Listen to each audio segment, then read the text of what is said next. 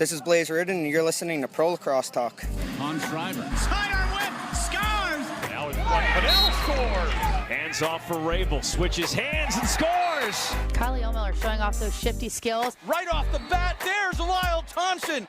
Welcome to Pro Lacrosse Talk, the voice of Pro Lacrosse. I'm Hutton, he's Adam. Together we're bringing you interviews with your favorite players and coaches, as well as news from all 4 professional lacrosse leagues. Welcome to another episode of Pro Lacrosse Talk. What a weekend for the NLL. From fistfights to comebacks to defensive battles, this weekend had it all. Yeah, man, we sure did. I mean, 8 action-packed games and a lot of surprises, proving you can't really assume or expect anything in this league. It was a crazy, crazy week in the NLL.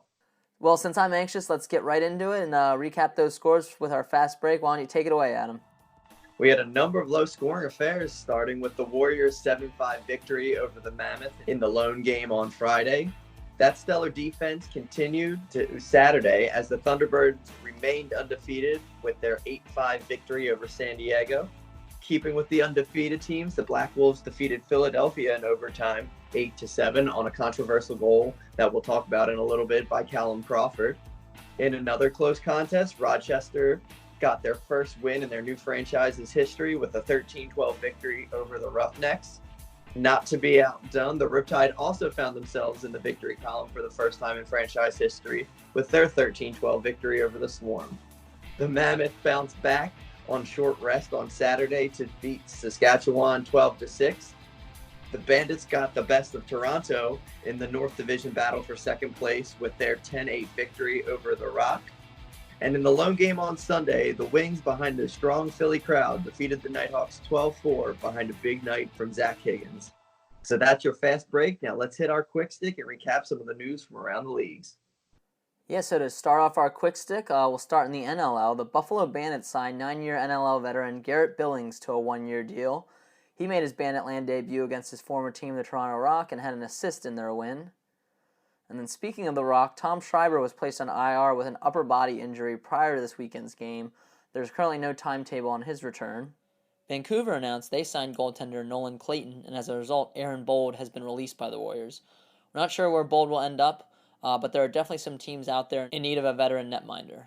And in some more NLL news, Myles Jones has signed a contract to join the New York Riptide's practice roster. Obviously really excited to hear that Myles will be making the jump to the box game. I would just caution everyone to temper expectations right off the bat, since he will have to get up to speed before he makes the active roster. But the idea of a 6'5" Myles Jones on the floor is very, very exciting. And moving on to the PLL, we just mentioned 2 Long Island natives in Schreiber and Jones, and lucky for them, the PLL confirms they will be heading to Long Island this year.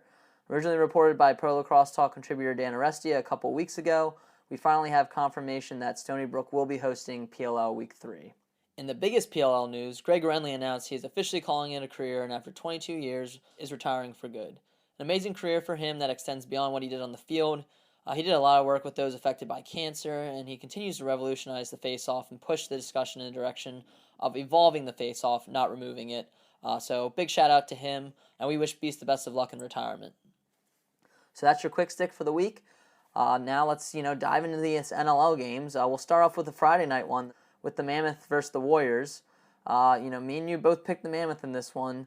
The Mammoth looked like they were serious contenders, and they still, I think, are, but, they really laid an egg in this one. The Warriors just took it to the Mammoth. They were relentless on defense all game, and they got a gem of a game from Eric Penny, who made 48 saves and only allowed 5 goals in this one.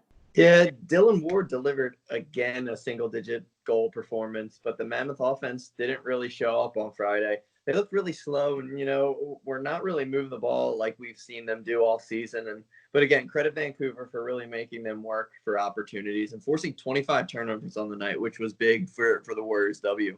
I did not expect this Warriors team to really come out. I thought, after that brutal loss to Philadelphia last week, they really looked like they were, at rock bottom. But, they really delivered in this game. They tied a league record for fewest goals by a winning team with 7. That's courtesy of Graham Perot of NLL Fact of the Day. And another fact that he tweeted out was there have been 48 games in NLL history where the winning team scored 8 or fewer goals. None happened between 1994 and 99. This season there have been 5. That's just a testament to how much these teams' defenses showed up this weekend. And like I said, it was a defensive battle through and through, and quite frankly, I think the Warriors just wanted it more. I mean, they were tenacious on loose balls. They were causing turnovers left and right, and they did it without Logan Schuss, which brings me to Mitch Jones, who had 4 points on the night. Adam, is Mitch Jones your way too early pick for MVP? Yeah, I mean, you can certainly make the case that he is. He leads the league with 36 points, and he's averaging 6 points per game through 6 games, I would say, depending on who's voting, Vancouver, I think, needs to continue to be a little bit more consistent and get that record up a little bit, because generally from previous years, the MVP comes from a strong team that goes far in the playoffs potentially. So, but if that continues, if they keep having successful games like they did this week, and Mitch continues to contribute like he is, I don't see why you can't put him at the top of the leaderboards. Yeah, no, I agree. And the Warriors, they get that big win against a West rival. They're now 2-4, just a game and a half out of first place in the West. So they're still very much alive. Still plenty of time in the season to turn it around. So they get a gutsy win against this Mammoth team that really looked stunned in that Friday night contest. And also, a side note, I just have to shout out to Paul Bissonnette.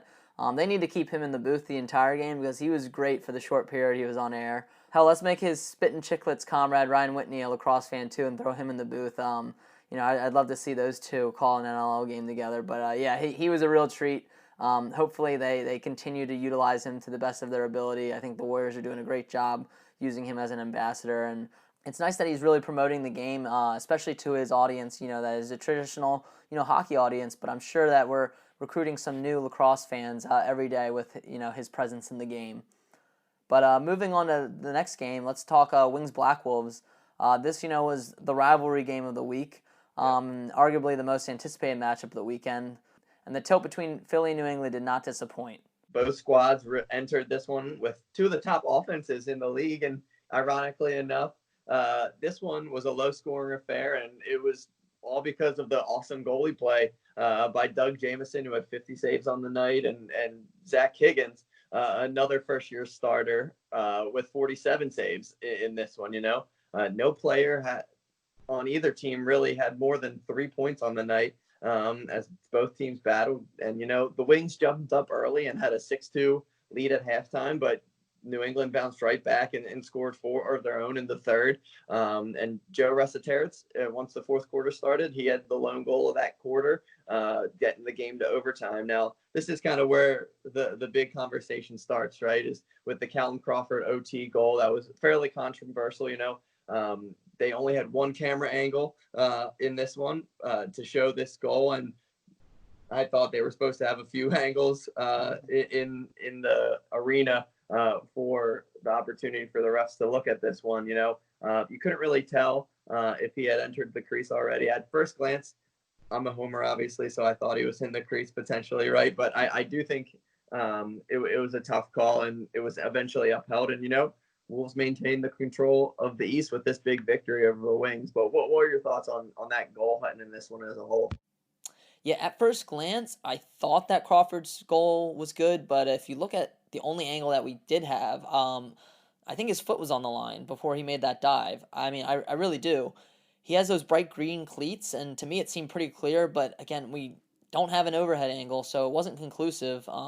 Again, I don't know. It's a tough call with only one angle, but if I was the Wings, I'd be pissed about it because that cost them the game and a chance to take control of this East Division.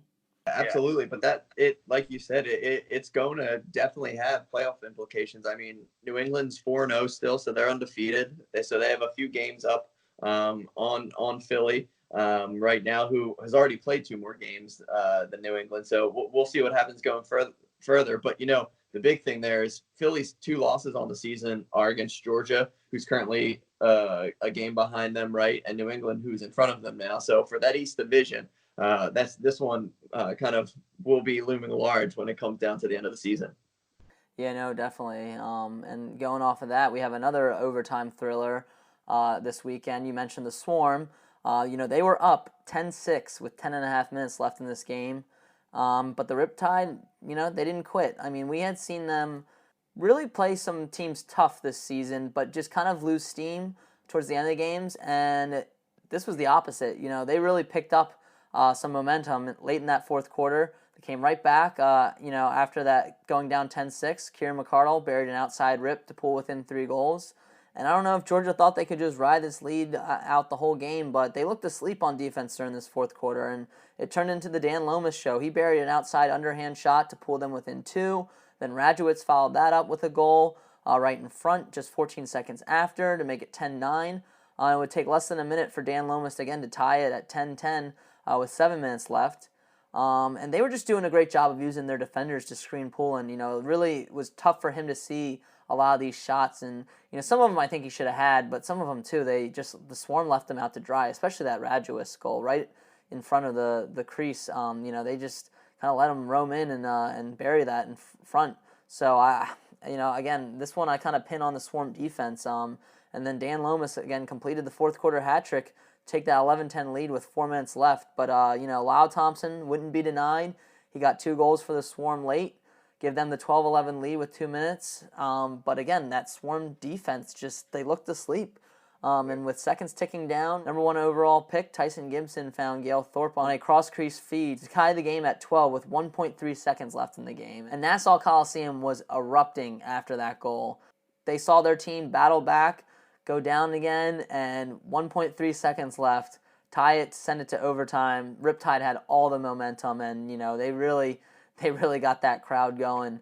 We talked about how Poulin had a rough fourth quarter, but he came up with 2 big saves in overtime. But again, the Swarm couldn't find the back of the net. Alex Buquet had a huge stuff right on the crease, and then that led to a transition opportunity. They found captain Dan McCray in transition, and he bulldozed over Noble, looking to actually pass the ball, but when he realized he was wide open, just buried it past Poulin right on the doorstep. Gave the Riptide their first win in franchise history. Obviously a special moment for them in that crowd. But I think the story of this one was the Swarm's collapse, and they lose their 3rd straight. So I got to ask Adam, what do you think's up with the Swarm? Yeah, you talked about Poulin a little bit. He was giving up quite a number of outside shots, right? That seemed to go in. Obviously, the defense needs to hold up a little bit better for them to succeed. But when the offense is doing what they're supposed to, I feel like Poulin himself would say he needs to have a better game than he did this past weekend. But that game winner really summed up the energy or lack thereof. They really let the Riptide, like I said, fire from the outside, and Poulin, normally solid there, was just kind of lost in transition with some of those screens. But that's not really an excuse. The defense needs to play better. No reason you should really allow a team to go on a 7-2 run. I think any player would admit that, and credit to Alex Buquet, like you said, on the other hand, for making some big saves late in that one. And like you said, a tough loss for the Swarm, but a big victory for that New York squad, who will hope to kind of build on that going forward and continue kind of on that upward trajectory. Yeah, no, and I think you hit the nail on the head with the Swarm. They just looked complacent too on offense. Not only were they kind of lethargic on defense, but when they got the ball on offense, they kind of even though they were up, they looked like they were the ones down because they were rushing opportunities, on the offensive side. And they like to play fast. They like to play that fluid style. And they did get 2 goals, late from Lyle Thompson. So it wasn't like they weren't clicking on offense. It just, I don't know, it was more game awareness, I think, in that fourth quarter, knowing that, hey, we have the lead, let's slow it down a little bit, get some good shot opportunities, get those loose balls off the opportunities, kind of kill this clock a little bit, not play, too safe, but it was almost like they looked like the team that was down, and, the Riptide would get the ball back. They'd go down, they'd set up their offense, they'd get those outside looks, and they were burying them. So, kudos to the Riptide for getting that first win. Another thrilling game, and, the Swarm, they need to figure it out because this East is, still theirs for the taking, but, they're going to have to play a lot better, especially against, some tougher opponents coming up. So we'll look to see if they can get back on track going forward. But let's, go to another team that got their franchise's first win, and that was the Nighthawks over the Roughnecks. Another expansion franchise, had themselves a good start to their weekend, and Nighthawks finally got their victory in front of a home crowd against a depleted Calgary squad. Yeah, this was another back and forth contest. You saw the Nighthawks score the final 2 goals in regulation of this one, and that really was the difference between a victory and a loss for the Roughnecks. Rylan Reese got the tying goal, and Curtis Knight got the big one at the end to give the Nighthawks their first victory. And Knight had a great night, 3-3 on the evening, and hopefully they'll be able to build from here. But Calgary has an uphill battle to climb if they want to remain in the hunt in the West Division. We talked about the competitiveness of the East, and luckily for them, neither Colorado or Saskatchewan are pulling away in that division in comparison to some of the front runners in the other 2 divisions. So they still have time to make up those losses, and they're 1 game under 500 now, but still have some time to catch up. And luckily for them, like I said, Colorado and the Rush aren't really pulling away either. So they sure don't really have time to sulk because they have a big one that we'll talk about coming up soon this weekend against undefeated Halifax squad. So it'll be interesting to see how Calgary can bounce back, and to see if they actually can bounce back against a pretty stacked Halifax squad. Kudos to the Nighthawks. They've been close in a lot of games recently, so they squeak out that win against the Roughnecks, and it was well-deserved. And they had another game, though, following that on Sunday versus the Wings, with the Wings looking to get at least 1 victory on the weekend. And this game was absolutely insane. The first quarter was relatively uneventful, with Baptiste scoring the lone goal and Higgins making some tremendous saves. And then towards the end of the quarter, you could kind of see tempers starting to flare, but nothing too crazy, right off the bat. But the Wings wanted to play fast, and Rochester actually kept their transition opportunities, relatively in check. But it was the undisciplined penalties that led to 4 power play goals for the Wings that really hurt the Hawks in the first half. So the Wings go up 6-2, headed in the third quarter. They came out firing in the third quarter. They took an 8-2 lead, and the third quarter ended with the Hawks with 2 men in the box, down 8-2, and tempers at an all-time high. You could tell that they were getting really, really frustrated. Sean Evans in particular just seemed rattled throughout the game. A lot of that was due in part to Steph Charbonneau, who was just a menace throughout the game. And then when the fourth quarter started, immediately Sean Evans retaliated after being harassed by Steph Charbonneau and got called for roughing after he threw a punch, and after the whistle, and the Wings were given 2 penalty shots, which they converted 1 on. So immediately, they shot themselves in the foot, and I just don't think they ever really got the chance to play their game because they were down the whole time. So at this point, you're Rochester, you're down 9-2, you still have 2 men in the box, and your frustration is at an all-time high, and, they just kind of spiraled out of control. Later in the game, Evans decided he had enough and went at Charbonneau again. With still over 8 minutes left to play, they grappled a bit. Again, things didn't really reach the ultimate boiling point quite yet, though. And then with 3 minutes left in the game, you had a full team brawl with Evans and Dawson in the middle of it. You got your captain and your assistant captain there, kind of just, letting their tempers lose it at that point. I know Sean Evans at one point walked to the box and was flexing he had taken down Charbonneau, but really, you just got the Wings, I think, more fired up and the crowd fired up. I don't know if you can be flexing when you're down 9-2. And that, at that point, they were pretty much just picking fights for the last half of this quarter. Not to be outdone, Josh Courier ended up slamming Whitty to the ground, which led to Garetano tackling Courier and them having a go, and, they were going at it. And then we still weren't done with a minute left.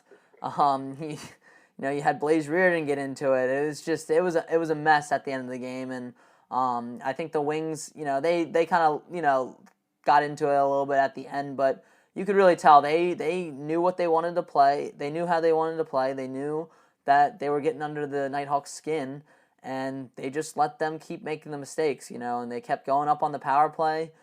You had 108 penalty minutes total in this game, 37 penalties handed out in this one, and 76 penalty minutes for the Nighthawks. So they spent the majority of the game a man down. Just a total lack of discipline. You have to let cooler heads prevail if you want to give yourself a chance. I mean, they were coming off a big win against the Roughnecks.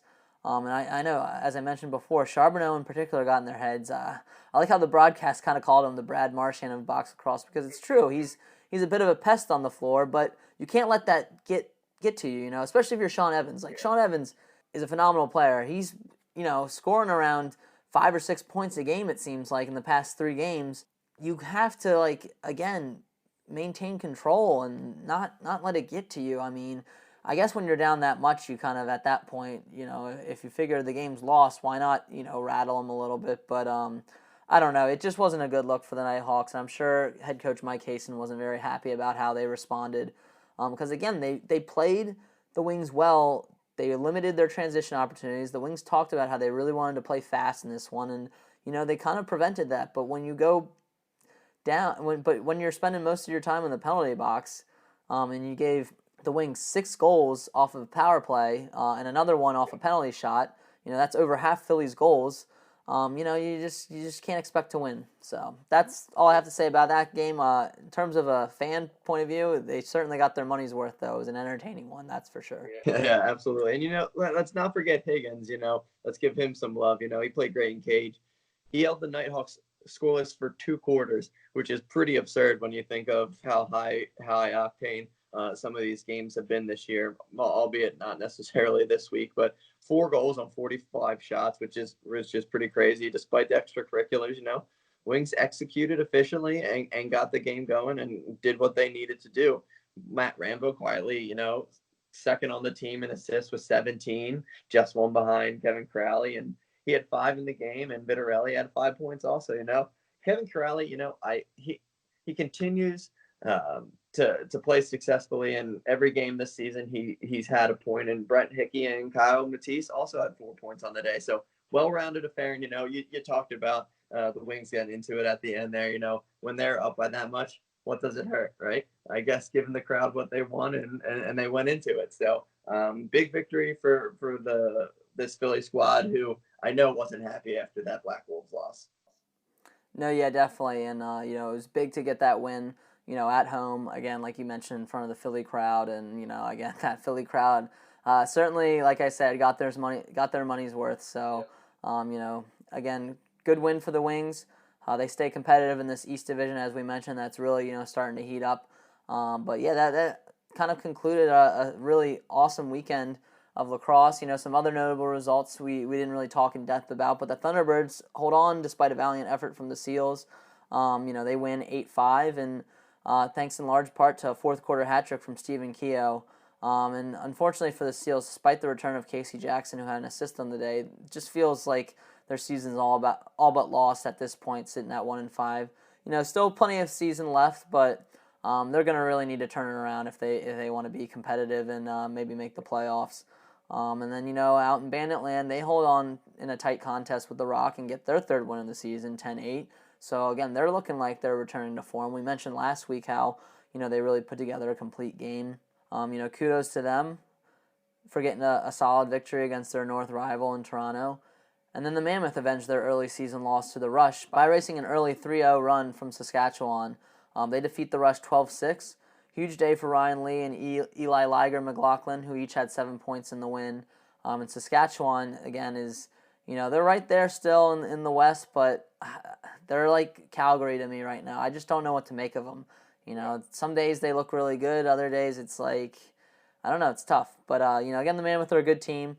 They were definitely, bitter from losing that game on Friday, so I think they kind of came out with a vengeance, and they get the victory on that Saturday night contest. Yeah, luckily for them, Dylan Ward wasn't lazy in this one. Yeah, there have been rumors that they want to trade Dylan Ward, from one random Twitter follower, which is hilarious to me. I don't know if he's just trolling or if he's serious or not, but I know the guys at Lacrosse Classified have been enjoying the little banter. And Dylan Ward himself, too. Dylan Ward is, as we have seen, both when his time in the Outlaws with the whole reading and reacting comment that someone had, and now his time with the Mammoth. He's not one to shy away from some Twitter banter, and I think he enjoys the little back and forth. So I know he tossed his hat in there, and he continues again to really have a phenomenal season. He's looking at being one of those goalie of the year candidates if he continues it. And the Mammoth, as long as they can get some more offensive production, again, I still think they're a contender. I think Friday was a fluke. I think they just, didn't come ready to play, and, they kind of showed that they're still here and they're still a contender on Saturday. So I wouldn't be too worried about them if I was Colorado fans. But that concludes our NLL coverage for this weekend. We're going to take a quick break, and then we'll actually get into some fantasy lacrosse.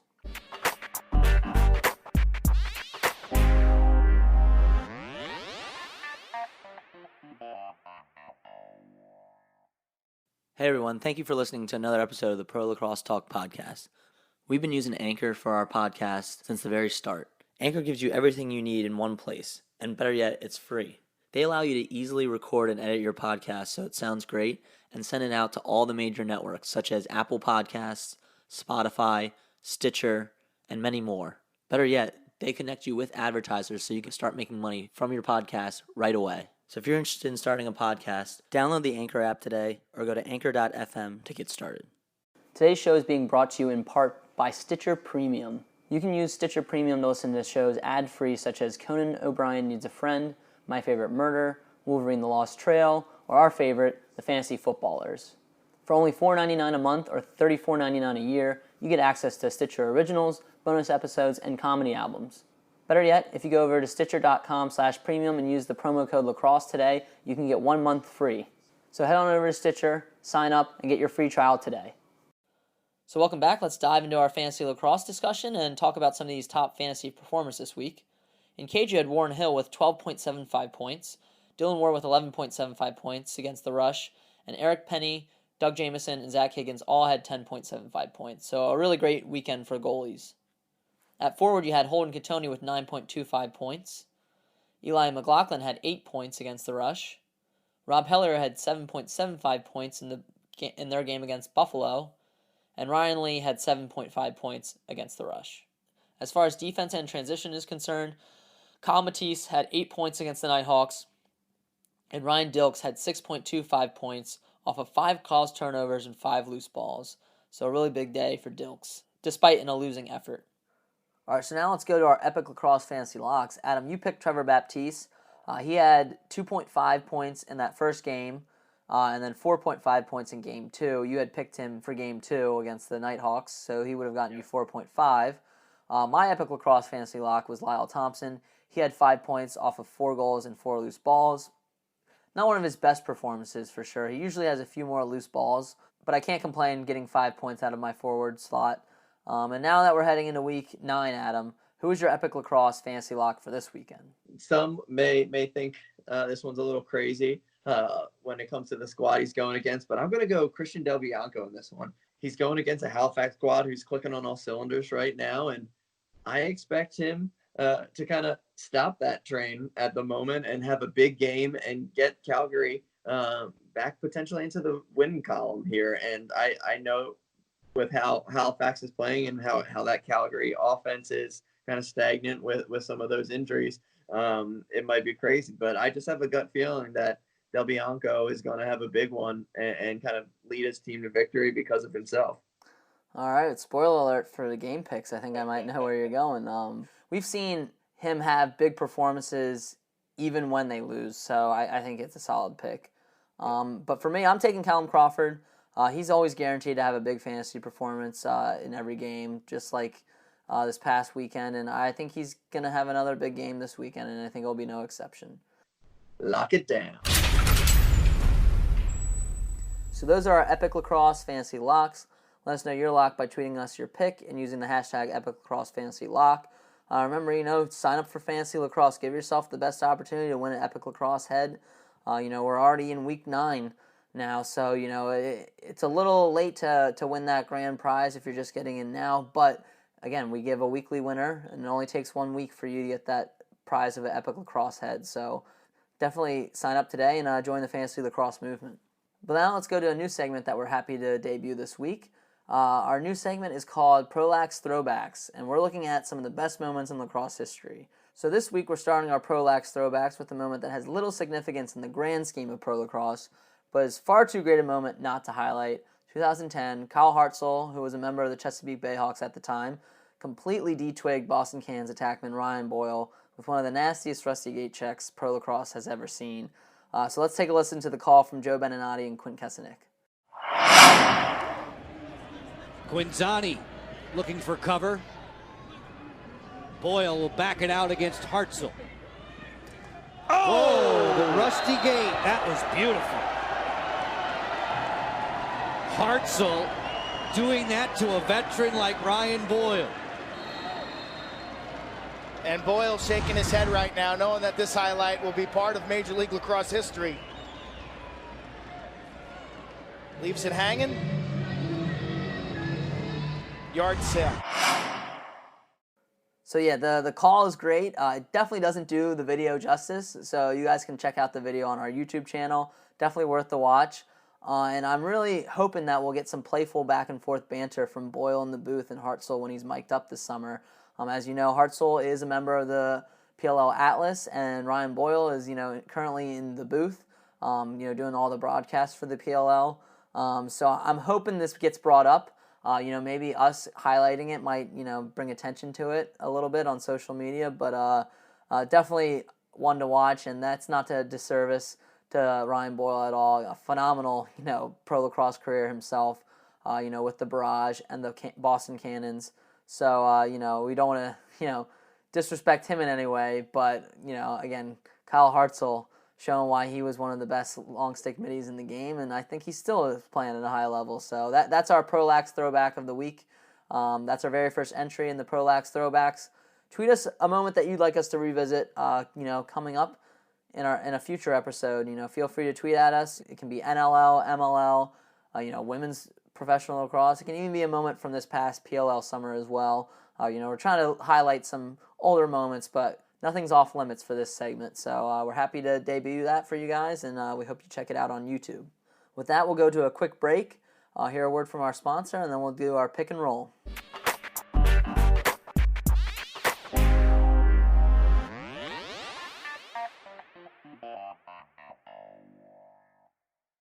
Today's show is being brought to you in part by Stitcher Premium. You can use Stitcher Premium to listen to shows ad-free such as Conan O'Brien Needs a Friend, My Favorite Murder, Wolverine the Lost Trail, or our favorite, The Fantasy Footballers. For only $4.99 a month or $34.99 a year, you get access to Stitcher Originals, bonus episodes, and comedy albums. Better yet, if you go over to Stitcher.com/premium and use the promo code LACROSSE today, you can get 1 month free. So head on over to Stitcher, sign up, and get your free trial today. All right, so welcome back. A tough weekend for both of us. We both flirted around 500. I was 5-3, so I came up at least on the winning end. I'm 22-13 overall now. You went 3-5. You're 18-17 overall, Adam. So you're really right at 500, just a little bit barely over. So you're definitely looking to get back in the win column. But again, it's a long season. There's still plenty of season left. But with that, let's dive into these game picks. We'll start off with the Riptide at the Wings. Who do you like in this one in the Philly-New York rivalry? Yeah, as well as the Riptide played last week, I think the Wings have kind of stepped it up a notch. I know they were 1-1 on the weekend, but I think the Wings are just a year ahead, a step ahead of this Riptide squad. I'm going to take the Wings, especially at home. All right, I was on the fence with this one. I really, really wanted to pick the Riptide, but again, I think the Wings, like you mentioned, they're firing on all cylinders. They lost a close one to New England, but they got a big one against Rochester. I think they have the more experienced team, and I think that's going to kind of show against this Riptide squad. So I'm going Wings as well. And following that, the Riptide have another game. This time they'll be at home and they'll be taking on the Seals. Who do you like in this one? Yeah, this was a tough one, and I think it might be a little silly, but I was thinking about this one for a while, and the Seals are really reeling right now, right? And they need to get in that win column to even kind of remain in any form of contention. And the Riptide are going to be playing back to back, and I'm going to take the Seals in this one, despite them having to go cross country for this. We've seen thus far in this season that there's always a surprise, right? And maybe this might not be the only surprise of the weekend, as we'll talk about later, but I'm going to take the Seals in this one. Unfortunately for those New York fans, they go 0-2 on the weekend. All right, well, they won't go 0-2 in my book, because I think the Riptide are going to win. I think they're going to get another win at home. I think the Seals is a perfect matchup for them. I think they probably match up well against them. I think it's going to come down to Alex Buquet having a big day in cage. if the Riptide really want to get a win here. We saw him come up clutch in that last game, so I think I'm going to take the Riptide in this one over the Seals. And following that, we have a big matchup between the Bandits and the Mammoth. They are at home in the Loud House. Adam, who do you like in this one? This one is a tough one for me. I've been high on the Bandits lately, but I think, as lazy as he's been, I think Gilmore's going to have a big one in front of that home crowd. And he's going to prove that he's not so lazy, and the Mammoth are going to get back in the winning column. All right, well, I'm going Bandits in this one. I think the Bandits are going to go in and shock the Mammoth. I think it's going to be a tough contest in the Loud House. But, I think, adding Garrett Billings is big. I think, Steve Priolo is back. He played well again this past weekend, and he's been a huge part of their last 2 wins. Again, they're getting a lot of scoring from those young guys. I think it's just the perfect storm for the Bandits, again, to continue this win streak and get a big win against the Colorado Mammoth. And following that, we have the undefeated Thunderbirds taking on the Roughnecks in Calgary. Who do you like in this one? I think I kind of already know, but I have to ask. Yeah, I kind of didn't really bury the lead there, right? I'm going to take Roughnecks at home, giving that Thunderbird squad their first loss on the season based off of the big play by Christian Del Bianco. All right, I can't pick against the undefeated Thunderbirds. They're just playing too well right now. Even in tight games, they just, that veteran leadership of Cody Jamieson, Stephen Keogh, Graham Hossack, they just come to play every day, and Micah Kersey is really getting them to play at a high level. I think they go 6-0 and continue this win streak. And finally, that brings us to the final game of the weekend, the Swarm taking on the Black Wolves in a really important East Division competition. Who do you like in this one, Adam? This is the one I was struggling. I know I picked some upsets thus far this weekend, but this one I really struggled with, and I'm taking Swarm in this one. I know it's a big one, especially for it being a home game for the Black Wolves, but for the Swarm to really remain in contention in that Eastern Division, they need to get a victory here. They need to get a bounce back one, and I think that offense shows out, and despite strong play by Dougie Jameson, the Swarm pulled this one out.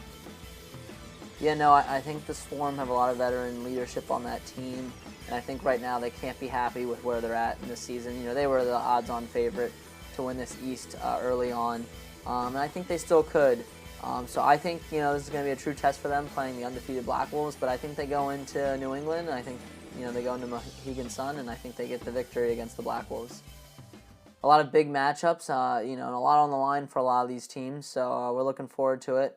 But that wraps up our game picks. We want to just tease. Right now we have our interview with Mikey Schlosser of the Denver Outlaws and San Diego Seals currently out, so feel free to check that out. We also have some upcoming interviews that we're not going to reveal just yet, but one of them is a lacrosse legend. He's currently retired, not in the game anymore, but let's just say he's a championship caliber guest, and we're excited to hopefully have him on pretty soon. With that, we also want to remind people, if you want to write for us, please reach out. We're looking for, people to contribute to our site. Send us your writing samples. We'll take a look and let you know if you'd be a good fit for us. Please let us know. Email us at prolacrossetalk@gmail.com, and we'll be sure to be in touch. But with that, Adam, let's go to overtime. What are you looking forward to most this weekend? Yeah, it has to be those 5 games coming up for the NLL in Week 9. We're almost at the halfway mark of the season, and it's getting to that make or break time for some of these squads that we talked about in the rundown for games. So I'm looking forward to kind of sitting back, relaxing, and watching some really good lacrosse watching some really great lacrosse in the NLL this weekend. All right, I'm going to go to the MLL. I'm going to reuse mine from last week. We're still waiting on a lot of answers about what they're doing for this season. Recently Sandy Brown came out and made some comments on, where the league is headed. Really vague, not much there, not much we didn't already know. They're relocating some teams. They're going to a single entity. We already know this. What's it mean for the players? That's what I need to know. I need to know what this means for the players. So that's kind of what I'm looking forward to finding out soon. I don't know if it's going to come this week or this weekend or even this month. but that's what I hope to find out soon, because we are, getting pretty close to the season. There's still time left, but we got to know where the new MLL is going. I've really enjoyed their, historical pieces they've been putting out, some throwbacks, on their site. I think, what they're doing with that has been great. But, right now I'm a little bit more concerned about what they're doing for their 20th season. So, again, I need to get some more answers out of that, but hopefully we get those soon. But with that wraps up episode 58. Again, thank you guys all for listening. Please subscribe, consider leaving us a review, send us your feedback if you have any. And we hope you guys tune in next time to Pro Lacrosse Talk.